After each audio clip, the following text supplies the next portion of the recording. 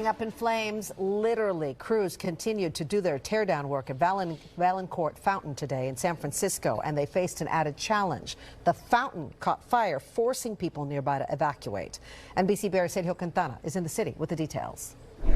Thick, dark smoke engulfs a construction worker as his team takes apart a large piece of the Vaillancourt Fountain.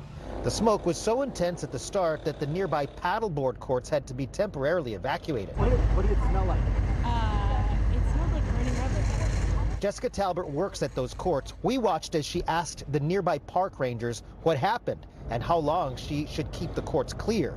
The fire was put out pretty quickly and the courts reopened within minutes. The park rangers would not speak on camera, but one of them tells me the crew disassembling the fountain was cutting the structure with a blowtorch when the rubber tubing and debris inside caught fire. I think it is ironic that it would catch fire, and it just shows you that it's beyond repair. It needs to go. This is the first piece of the 710-ton modernist fountain art structure to be removed. Crews first arrived here last week to begin disassembling the fountain, but they paused so an appeals court could review an effort by a preservationist group to keep the fountain here.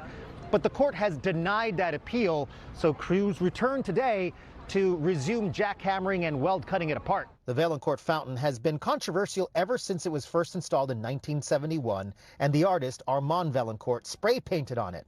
In 1987, the band U2 played a concert here, and singer Bono also spray painted on it. He said it was an homage to the sculptor, but Bono was cited and later apologized.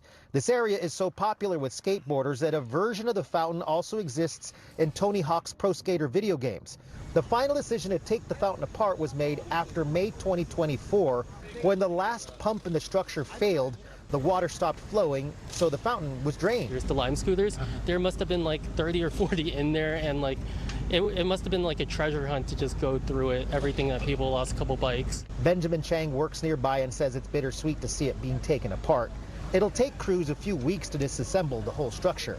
A spokesperson for the SF Arts Commission says the construction crew is updating its disassembly plan to make sure another fire isn't sparked here. The pieces of the fountain will then go into storage for at least the next 3 years till the Arts Commission decides what to do with it next. In San Francisco, Sergio Quintana, NBC Bay Area News.